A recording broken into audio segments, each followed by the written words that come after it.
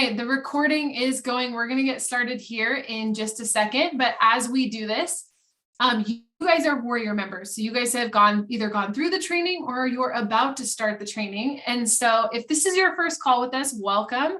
This is our guest speaker call with Morgan Howe, and I am so excited for you guys to meet her and learn more about her story. I had a chance to catch up with her and talk about her journey, and I cannot wait for her to give you guys some inside look on her journey from college to the pros with AU and currently with Texas Smoke out of Austin, Texas. So Morgan, take it away. All right. Hi, everyone. My name is Morgan. I am from originally San Diego, California.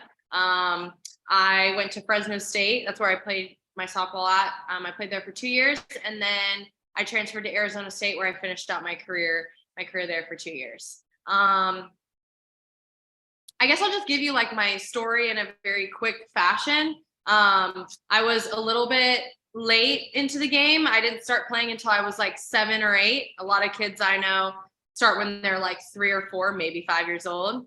I used to be really small. I was like really small throughout up until my sophomore year of high school. And then all of a sudden I was like putting on muscle. I was growing. I was a very late bloomer, but I didn't start hitting the ball out of the infield until like my sophomore year of high school.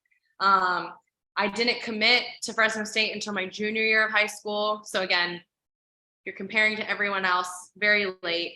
And then played my 4 years. I did not get drafted out of college. I got my opportunity. So I graduated 2019. I took a year off just out of lack of opportunity. And then Athletes Unlimited was starting their season in 2020. They reached out to me, and that's how I got my foot in the door with the professional setting.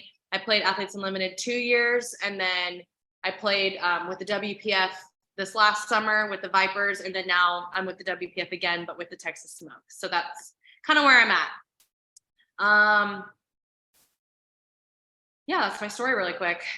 Very cool. And girls, I forgot to do this. Will you guys type in the chat for Morgan, say your name and just what state are you in would be a good thing to start with. I would love that. So Morgan, I'll lead off with a question. Okay. One of the questions we always like to ask, and sometimes we ask this at the beginning and sometimes we ask at the end, talk about the mental grind. Like what has helped you to be successful on the mental side of your game? Definitely honing in on like process versus outcome.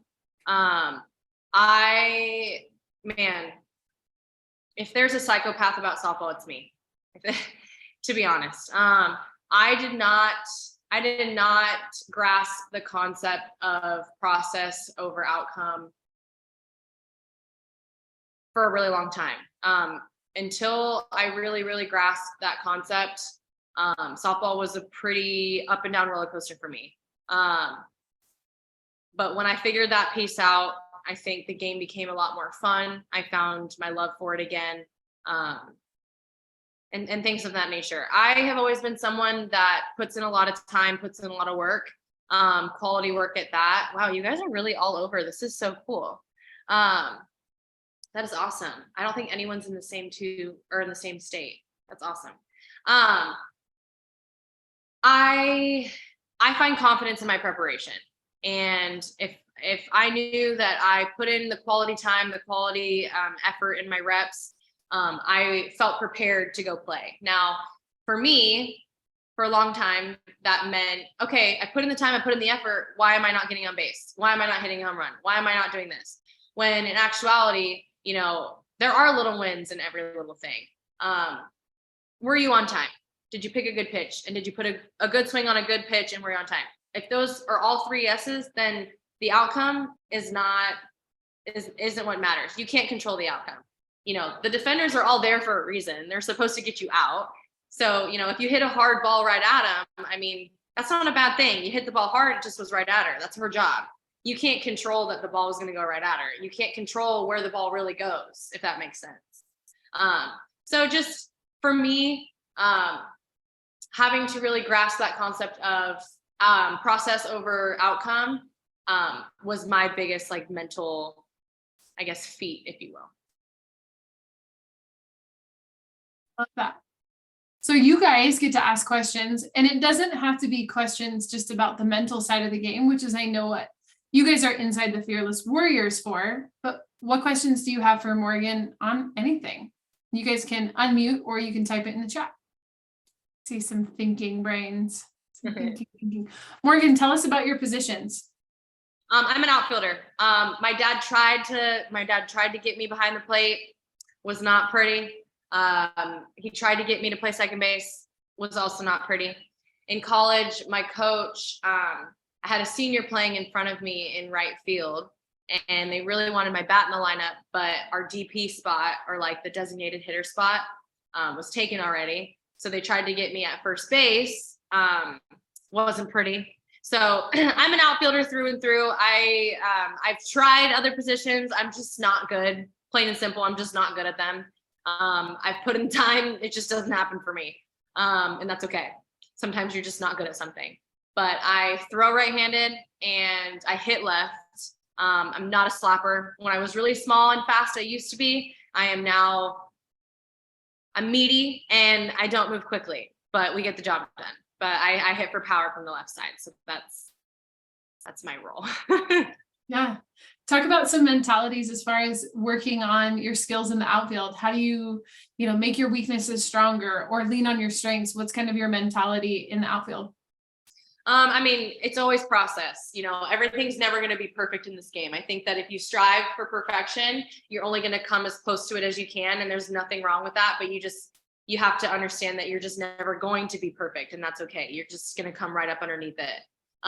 But for me, in the outfield, it's just really trusting that I'm not going to be perfect every single play. The ball is going to pop out every now and then. I am going to take a wrong route every now and then. But like I said, I'm very, my confidence comes from preparation. So as long as I know that I've been putting in the time and putting in the effort and, honing in on those small things, those tennis balls to the wall and working on your glove angle, those things matter. Working agilities and working your feet and getting your quick twitch muscles, working all the time, super important. It's just all these small things. You have to be very intentful with every small thing, and it'll work out when it's supposed to work out. You can only just control what you put into it.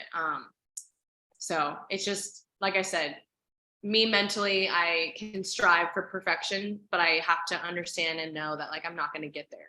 I'm just going to come as close as possible to it. So kind of what I got. Abby and Izzy, one of them have a question. What is your favorite thing to do in softball?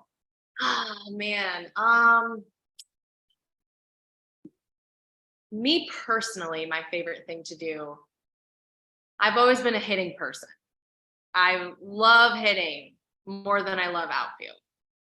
However, it is the most thrilling thing to throw out a runner at home. I think I get way more hype for that than I do for any hitting thing. I think maybe because it doesn't happen as often in the outfield. I mean, at any position, really, the odds of you getting a lot of balls every game is very small, unless you're the pitcher or the catcher. You're not really involved much. So just being in a position where, you're trying to throw someone out at home, I think that's probably my favorite thing to do in softball, for sure. Do we have any outies on the call? Who's an outie? Can you guys show hands? Who plays outie? There she is. I see you. What position in the outfield do you play? I played left field, seriously. Cool. So fun fact, my entire career throughout softball, I've only ever played center or right field. I've never really hung out in left field much. But my second year in the pro leagues, I got thrown out there, and it is a little bit different. All of the outfield's pretty much the same, but left is just a little bit different. Left is tough. So props to you, sister. What else would you want to ask Morgan? What do you guys want to know? You guys can ask fun questions too. How long have you been in Austin? The girls don't know that. Oh gosh, I literally just got here. I think I've been here for a full week. I got here on a Thursday and now it's Thursday. Feels like I've been here for only like 2 days. We've been running around. So talk about your daily schedule. So you're in the pros, you wake up. If we followed you around, what would we see? Oh man, probably a hot mess, to be honest. My life is everywhere all the time. But I wake up, I go to the gym and I work out. Some days it's strength and some days it's conditioning. It just kind of depends on which day it is. Go work out, and then usually we have practice. So we'll practice for maybe like 3 hours. Sometimes it's a lengthier practice and we're practicing for 4 hours just because there's a lot of transitions and stuff like that. And then really the rest of the day is kind of yours to do with. I'm sure that, when we finally hit the ground running in season, in the thick of season, it's going to turn into a lot of film watching, getting your own studying done. What's nice, oh my God. What's nice about college is like all the film is cut up for you. Your plan is done for you. Your coaches are on it. Here in the pro leagues, kind of on you. If you want to know what to expect out of a pitcher for the next day, that's film that you have to watch. So it's a little bit more responsibility in the pro leagues. You are a professional, so you're supposed to be great at what you do and able to put yourself through things that your coaches don't need to put you through anymore. You have coaches to kind of clean you up a little bit, but otherwise, like, you know what you need. You're a professional now. You've not perfected this craft, but you know your craft, you know what you need, like I said. So they kind of they let you loose. You got it. You get what you need. So that's kind of the day in the life. Right now it's a little crazy because we're all kind of moving in. We're all like there's a new person every day coming to Austin. Today we had our first like field practice or like a field workout with our owner there, and he was hitting us fly ball, ground balls. He was throwing us some front toss. So this week is a little bit different than what it's going to look like, but my general routine is wake up, work out, go to practice, obviously eat in between. And then the rest of the day is kind of mine to explore and relax and get my like my PT stuff in and my ice baths in and all that good stuff. So it's very fascinating to hear about film. I think a lot of these girls, I didn't realize about film and scouting reports until I stepped into the coaching world. And so can you talk about how difficult that is? You talked about hitting and realizing that all of these pitchers have your weaknesses, your film, they know where to throw you, where not to throw you. And the level of frustration, do you face a lot more frustration in the pros because you know that they have all this film and these scouting reports on you? I think so. I do because in college it was kind of a general tendency. So your pitchers usually had the same sequences for your lefties and similar sequences for your righties. So it was a pretty I don't want to say easy, but it was easier to know what to anticipate. But in the pro leagues, like I said, you know what you need and you know what you want. And so for pitchers, they're not going to pitch to every lefty as the same lefty, and they're not going to pitch to every righty as the same righty. They're going to watch film on you and figure out what you can't hit. So yeah, it is a little frustrating because, in a more general sense, they might tend to go somewhere I like, but they don't know that I like that, if that makes sense. So because I'm a lefty in this count in this situation, I'm going to go here because that's my strength, but maybe that's mine too, and they don't know that. But in the pro leagues, they are going to pick at each individual hitter and throw to each individual hitter's weaknesses. So I would say yes, that is very frustrating. And then on top of that, I mean, the more and more these women just develop and get stronger and get older and have more knowledge of the game, the more advanced their craft is getting too. So their ball spins more, their ball moves more. They know that they can take more off this pitch and add more to that pitch. The level of it is just out of this world. So yeah, hitting has gotten more challenging for sure. Yeah. I think that sparks some really good questions. I'm seeing some good questions come through. How do you not get upset if you are doing everything right, but you don't get it or get it in play? You don't get to play. I think you don't get to play. Don't get to play. Yeah. Oh, How do you not get upset if you're doing everything right, but you don't get to play? Yeah, that's tough. It's very, very easy to get into a sad place mentally when you're putting in the time, you're putting in the effort, and you're still not getting, the playing time. I think how you don't get upset is owning you and owning what you're doing. I don't know if that makes sense. So like me personally, it's the same as failure too. I mean, I could be putting in 2-3 hours a day on my own aside from practice, and I'm putting in very, very quality stuff. I'm working on specific pitches that I'm really bad at. I'm working on, this throw that I can't make, XYZ. I'm doing all the right things, and then come game time, it's still not happening for me. That's just the name of the game. And that's kind of the harsh reality of this game. But sometimes like it just what is the phrase? The cards like fold that way or something. I don't know. I'm not whatever. But no, it's tough. It's tough. I think you have to really hone into why you love the game. That's a good time to start thinking about your whys and start finding motivation with those. Use your whys as motivation to keep going, because it's going to come. It's going to come. And the other thing too is just leave no doubt. You can't control if the coach is going to put you in the lineup or not. Point blank period. Like, the coach makes the lineup and you have no say in it. So, when I say leave no doubt, when you're at practice, go balls to the walls all the time. Make them have to make a very hard decision keeping you out of the lineup. And, at the end of the day, you did what you could and you did everything you needed to do. And I mean, you can't be upset about that. You left it all out there. You know what I mean? So it's honing in on your why and remembering that you love the game and just leaving no doubt. Because at the end, I mean, it's not a decision you had to make. You did everything you were supposed to be doing. So I know it might not be like the best answer, but I think that's definitely a truthful one. Like a hard truthful one. Oh my gosh, that's a great answer. That is actually, Abby and Izzy, I know you guys are new to the program. That is actually one of our modules inside the program. So you will, if you want, you can get a head start and go look after Morgan's guest speaker tonight and go look at the Your Why module. Would be amazing. But I think that's phenomenal. You got another one in the chat. That's awesome, Morgan.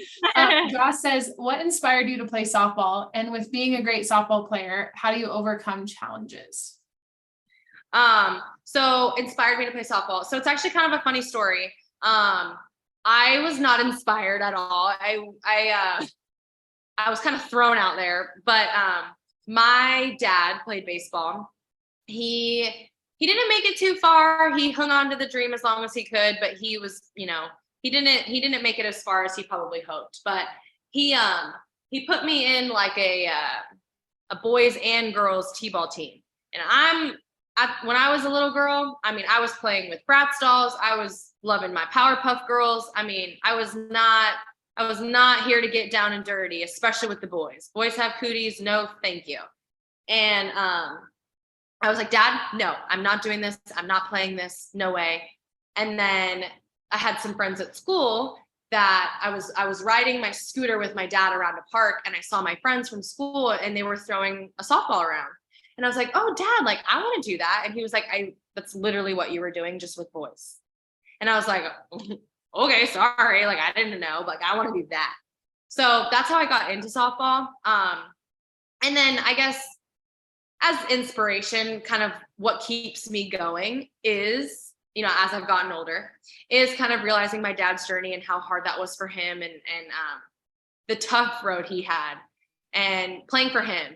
This is kind of our dream. This is something that we built together. This is something that we We bond over. I mean, there was never a time that I was at the softball field and he wasn't. So that's kind of what keeps me inspired.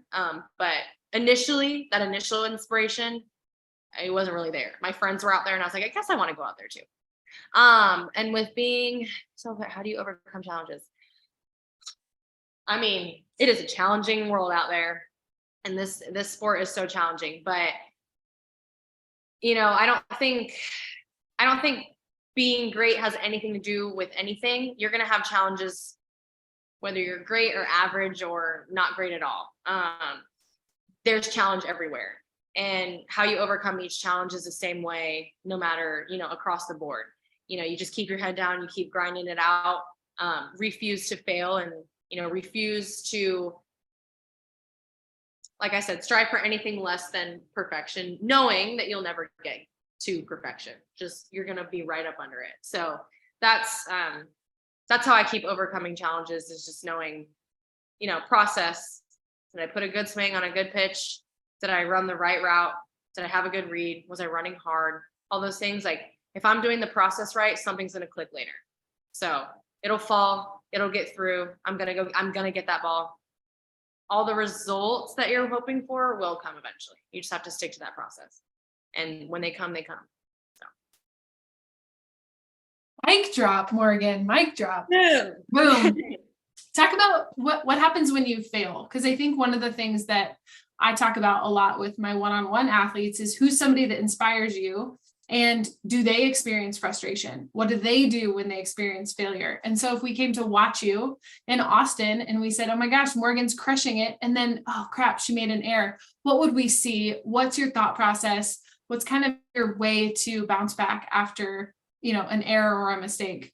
Yeah, in all honesty, I'm probably one of the worst people that's dealt with failure, truthfully. I just never knew how to deal with it. When I was young, I actually got taught this very, very young. I think I was maybe like 12 or 13.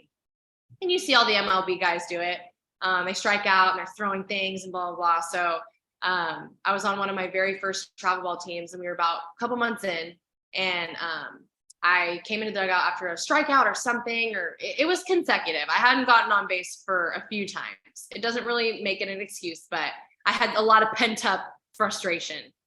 It wasn't just after one at bat, but I came in, I threw my helmet. I threw it straight on the ground. It bounced around everywhere, made everyone so uncomfortable.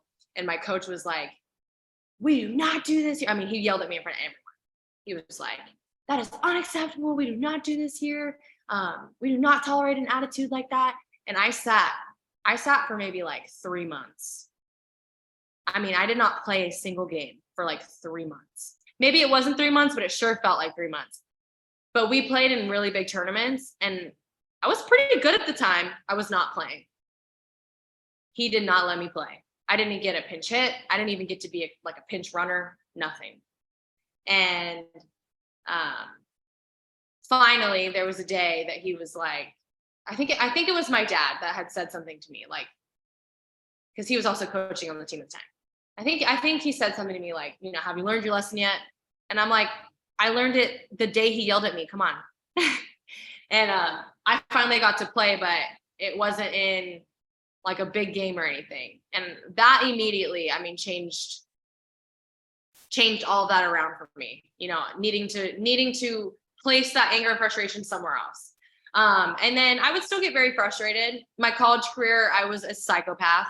I always wanted one more. I always wanted one more. I always wanted one more. And eventually my coaches were like, no, you don't get one more. You need to sit on that one. It sucked, and you need to embrace the suck, and you need to just relax. I didn't throw things in college. I didn't throw anything. They tried to give me a journal where I would write it out. That didn't work for me. I had to really, really, really, really like find a centering. And I think that came with meeting one of my really good friends. She played at Florida State. Florida State is so huge about their mental game. So huge. They have a whole mental performance person Also one of my friends, but in talking through some things with my friend, she would just tell me like, well, can you change it? And I'm like, I mean, no. She's like, okay, then why are you so mad about it? And it kind of made me more irritated because I'm like, okay, well, I don't need you to be right now, but if you can't change it, and if it's not going to matter today, in an hour today, if it's not going to matter tomorrow, if it's not going to matter in a month, and it's certainly not going to matter in 5 years, then why are you so angry about it? You're going to drive yourself nuts if you let yourself get so angry about things that are just gone already. Like, it came and it went. There's nothing you can do about it. The only thing that you can do is try again the next opportunity that you have, and take what you've learned and make that adjustment and, be better. So for example, let's say I wasn't on time my first at bat. I had a great swing and I picked a great pitch, but I was just not on time. Okay, there's no need to get mad about it. All you got to do is be on time. Okay, cool. So my next at bat, I was on time. I had a great swing and I picked a good pitch. I still got out. Okay, that's fine. But did you hit it hard? Yeah. And did you do all those other things right? Yeah. Okay. Well, that's all you can do. There's nothing else that you can change. All you can do is keep doing that same thing, and the ball will fall eventually, or the ball will get through eventually. So it's just, I guess for me, it was learning how to it was learning how to pick and choose what I was going to be so upset about. Things that don't matter, don't require so much energy, and it's just wasted energy, honestly.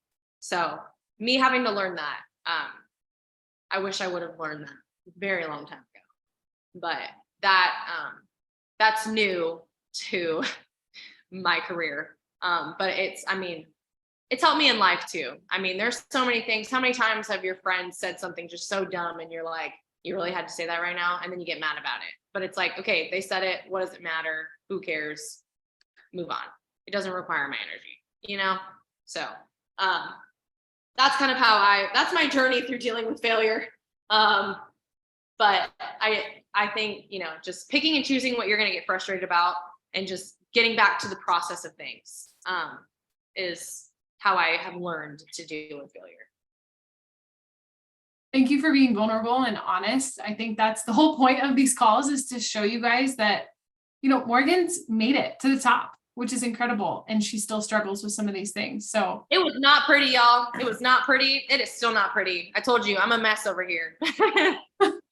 So we are at the half-hour mark. We really appreciate your time. I'll ask you kind of one more question. So if you could go back in time and tell yourself one thing at their age, what would it be?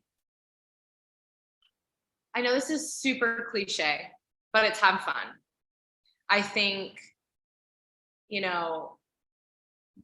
yes, there's a goal. I'm sure for a lot of you, the goal is to play college softball. The goal is to get a scholarship, get your education paid for, and play softball doing it. I think it's a great thing. It's a great opportunity. But I think some parents and some kids get a little too wrapped up and take it way too seriously. And if you're not having fun, then what are you playing for? I'm sure, I don't know if you guys, I feel like you guys are a little too young, but something in growing up, when you're looking for jobs and things, your parents always say, if you enjoy it and you're passionate about it, it's not a job. Now, when you hate it and you're just miserable through it, then it's a job, and it's not fun. You just are given tasks and you have to do them, and then you hate your life because it's just boring and so, annoying and repetitive. But when you love something and you're having fun doing something, it's not a job, it's just your passion. And I think it's very, very easy in a game of failure to not have fun and to lose that sight of, but this is my passion. So I wish I could remind myself that this is fun. And when you are having fun, you just play better softball too. So I don't ever lose the fun aspect of it. If you're ever not having fun, you got to recenter. Are you getting mad about things? Are you not dealing with failure well? Can you get better at dealing with failure? Hone in on your whys, and, just remind yourself to have fun. If you're never not having fun, you got to go back to making sure you're having fun, for sure. So good. So good. Yay. Okay. Give Morgan some love in the chat. If you guys have any follow-up questions, we can always get those to Morgan, but we really appreciate your time and good luck with this year's season with the Texas Smoke. Thank you And, so much. Yeah. Keep in touch. Of This is course. awesome. And if anyone ever has any questions, like she said, shoot them over. I'll be happy to send an email and answer whatever you guys need. Awesome. All right, Warriors. We'll see you on our next call. Thank you guys.